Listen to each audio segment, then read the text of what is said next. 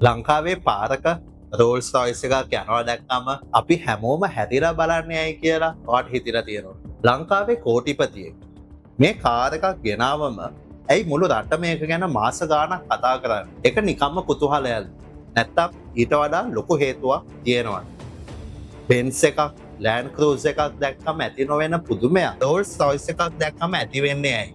මේක අපේ ලෝකෙ පිළිබඳ අන්තරාවලෝකනයක්.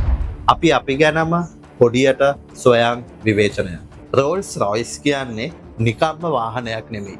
මේක කලා නිර්මාණයක් කියලා ඔයාලා දන්නවද?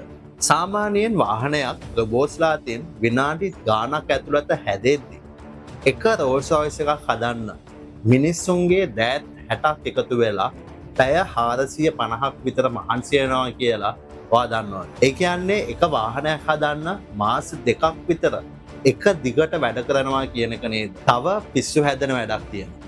රෝල්ස් රොයිස් එකේ පැත්තෙන් දිගටම තියෙන ඉර එහෙම නැත්නම් කෝච් ලයින් එක අඳින්නේ මැෂින් එකකින් නෙමෙයි.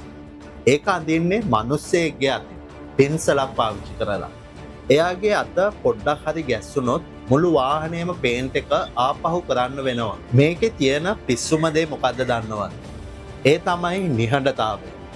මේ වාහනේ ඇතුළට සද්ද එන්නේ නැති වෙන්න කිලෝ 130ක විතර ෆෝන් සහ වීදුරු පාවිච්චි කරලා තියෙනවා. මේක විශ්වාස කරන්න අමාරුයි නේද? පැයට සැතපුම් 60ක වේගයෙන් යද්දිත් ඇහෙන්නේ ඔරලෝසුවේ ටික් ටික් සද්දේ විතරයි කියලා අහලා තියෙනවා. ඒ වගේම වහලේ තියෙන ස්ටාර්ලයිට් හෙඩ්ලයිනර් එක ගැන දන්නවද? වාහන ඇතුලේ උඩ බැලුවොත් පේන්නේ රෙද්දක් නෙමෙයි. ෆයිබර් ඔප්ටික් ලයිට් 1300ක් අතින් මහලා රෑ අහස වගේ හදලා තියෙන්නේ. ඔයාට ඕන නම් ඔයා ඉපදුණු දවසේ අහස තිබුණු විදියටම මේ තරු රටාව හදාගන්න වුණත් පුළුවන්.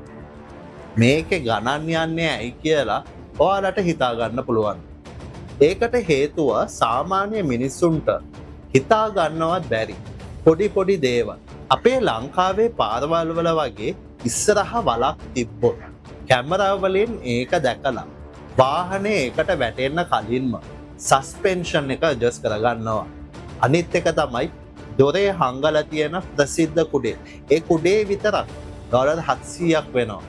ඒ කියන්නේ ලංකාවේ සල්ලි වලින් රුපියල් ලක්ෂ 2කට වඩා වටිනවා. ඩඩ්ලි සිරිසේන ගෙනාවේ Rolls Royce phantom limited edition එකක් වුණාට රෝල්ස් රොයිස් ලෝකයේ තියෙන්නේ ඒක විතරක් නෙමෙයි.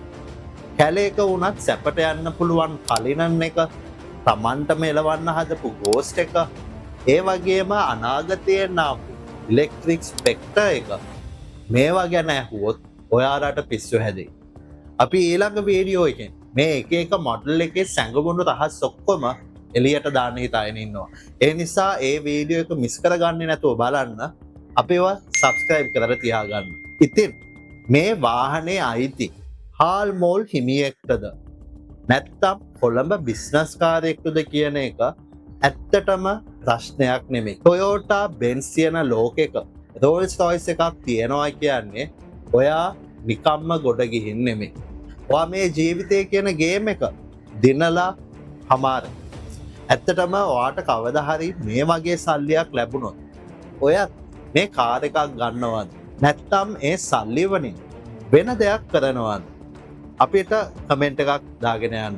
අපි ගණන් හදලා බැලුවොත් සාමාන්‍ය ලංකාවේ මිනිස්සෙක් මාසෙකට රුපියල් ලක්ෂයක් සැලරි එකක් ගන්නවා කියලා හිතමු. එයා කන්නේ බොන්නේ නැතුව රුපියලක්වත් වියදම් නොකර මේ සේරම සල්ලි ඉතුරු කළත් මේ වගේ රෝල්ස් රොයිස් එකක් ගන්න එයාට කොච්චර කාලයක් යයි කියලා හිතනවා. උත්තරය තමයි මාස 3000. ඒ කියන්නේ අවුරුදු 250. සාමාන්‍යවම කිව්වොත් මේ කාර් එකක් ගන්න නම් ඔයා පරම්පරා 3ක ඉඳන් සැලරි එක ඉතුරු කරන්න ඕන.